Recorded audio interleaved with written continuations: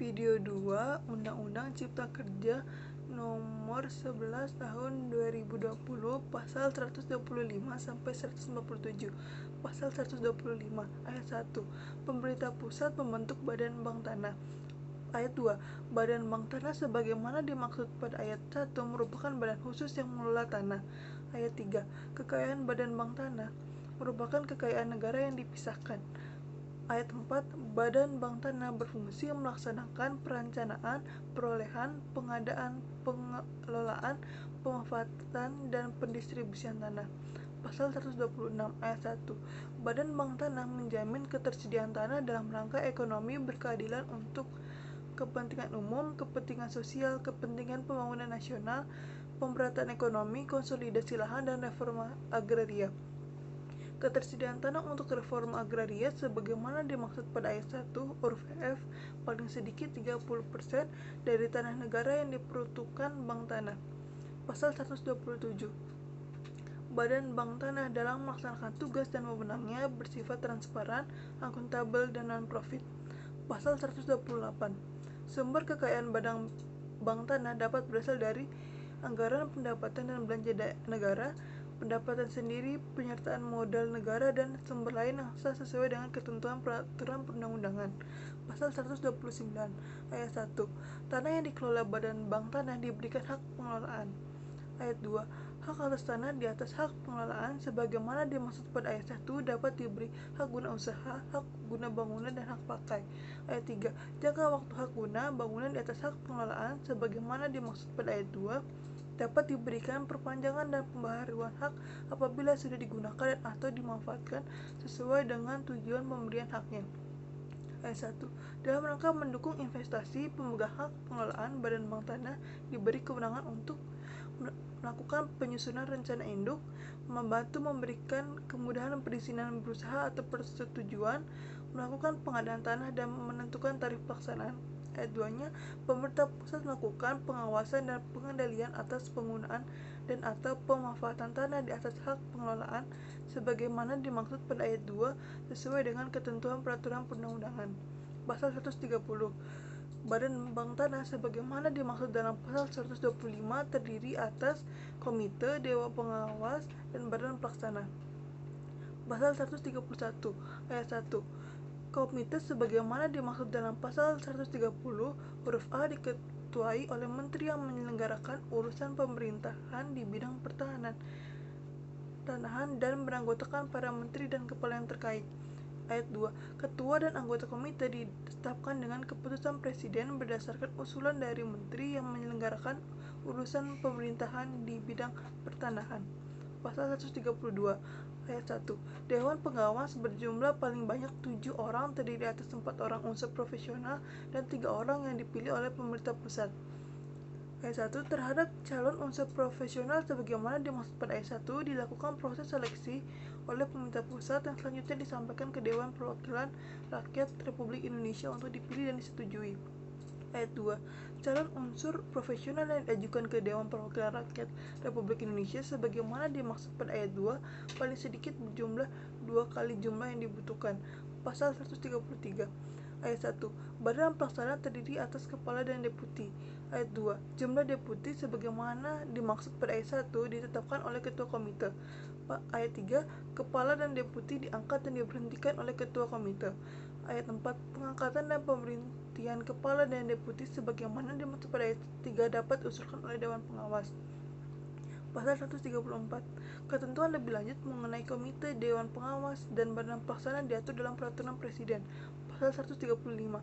Ketentuan lebih lanjut mengenai pembentukan badan-badan Bank Tanah diatur dalam peraturan pemerintah. Paragraf 2. Penguatan hak pengelolaan. Pasal 136. Hak pengelolaan merupakan hak menguasai dari negara yang kewenangan pelaksanaannya sebagian dilimpahkan kepada pemegang haknya.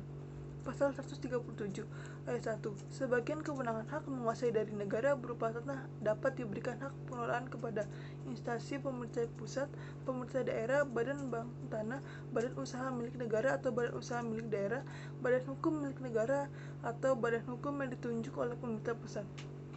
Ayat 2. Hak pengelolaan sebagaimana dimaksud pada ayat 1 memberikan kewenangan untuk menyusun rencana peruntukan, penggunaan, dan pemanfaatan tanah sesuai dengan rencana tata ruang, menggunakan dan memanfaatkan seluruh atau sebagian tanah hak pengelolaan untuk digunakan sendiri atau dikerjasamakan dengan pihak ketiga, dan menentukan tarif dan menerima uang pemasukan atau ganti rugi dan atau uang wajib tahunan dari pihak ketiga sesuai dengan perjanjian. Ayat 3. Pemberian hak pengelolaan sebagaimana dimaksud pada ayat 1 diberikan hak atas tanah negara dengan keputusan pemberian hak di atas tanah negara. Ayat 4. Hak pengelolaan dapat dilepaskan kepada pihak yang memenuhi syarat.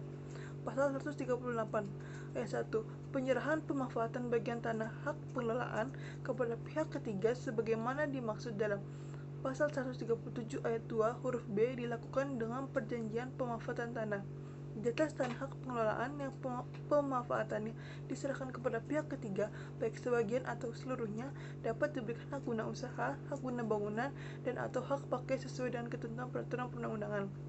Ayat 2. Jangka waktu hak guna bangunan di atas hak pengelolaan sebagaimana dimaksud pada ayat 2 dapat diberikan perpanjangan dan pembaharuan hak apabila sudah digunakan dan atau dimanfaatkan sesuai dengan tujuan pemberian haknya. Ayat 3. Pemerintah pusat melakukan pengawasan dan pengendalian atas penggunaan dan atau pemanfaatan tanah di atas hak pengelolaan sebagaimana dimaksud pada ayat 3 sesuai dengan ketentuan peraturan perundang-undangan. Ayat 4. Dalam hal hak atas tanah yang berada di atas hak pengelolaan telah berakhir, tanahnya kembali menjadi tanah hak pengelolaan. Pasal 139 ayat 1. Dalam keadaan tertentu, pemerintah pusat dapat membatalkan dan atau mencabut hak pengelolaan sebagian atau seluruhnya. Ayat 2. Tata cara pembatalan hak pengelolaan dilaksanakan sesuai dengan ketentuan peraturan perundang-undangan. Pasal 140 ayat 1. Dalam hal bagian bidang tanah hak pengelolaan diberikan dengan hak milik, bagian bidang tanah hak pengelolaan tersebut hapus dengan sendirinya. Ayat 2. Hak milik sebagaimana dimaksud pada ayat 1 hanya diberikan untuk keperluan rumah umum dan keperluan transmigrasi. Pasal 141. Dalam rangka pengendalian pemanfaatan hak atas tanah di atas hak pengelolaan, dalam waktu tertentu dilakukan evaluasi pemanfaatan hak atas tanah. Pasal 142. Ketentuan lebih lanjut mengenai hak pengelolaan diatur dalam peraturan pemerintah. Paragraf 3. Satuan rumah susun untuk orang asing. Pasal 143. Hak milik atas satuan rumah susun merupakan hak kepemilikan atas satuan rumah susun yang bersifat perseorangan yang terpisah dengan hak bersama atau sebagian bersama, benda bersama, dan tanah bersama. Pasal 144 ayat 1. Hak milik atas satuan rumah susun dapat diberikan kepada warga negara Indonesia, badan hukum Indonesia, warga negara asing yang mempunyai izin sesuai ketentuan peraturan perundang-undangan, badan hukum asing yang mempunyai perwakilan di Indonesia atau perwakilan negara asing, dan lembaga internasional yang berada atau mempunyai perwakilan di Indonesia. Ayat 2. Hak milik atas satuan rumah susun dapat beralih atau dialihkan dan dijaminkan.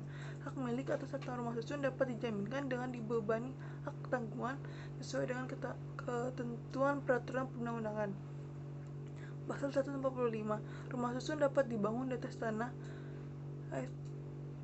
hak guna bangunan atau hak pakai di atas tanah negara atau hak guna bangunan atau hak pakai di atas tanah hak pengelolaan. Ayat 2. Pemberian hak guna bangunan bagi rumah susun sebagaimana dimaksud pada ayat 1 huruf A dapat diberikan sekaligus dengan perpanjangan haknya setelah mendapat sertifikat layak fungsi. Ayat 3. Pemberian hak guna bangunan bagi rumah susun sebagaimana dimaksud pada ayat 1 huruf B dapat diberikan perpanjangan dan pembaharuan hak apabila sudah mendapat sertifikat layak fungsi. Paragraf 4. Pemberian hak atas tanah atau hak pengelolaan pada ruang atas tanah dan ruang bawah tanah. Pasal 146 ayat 1.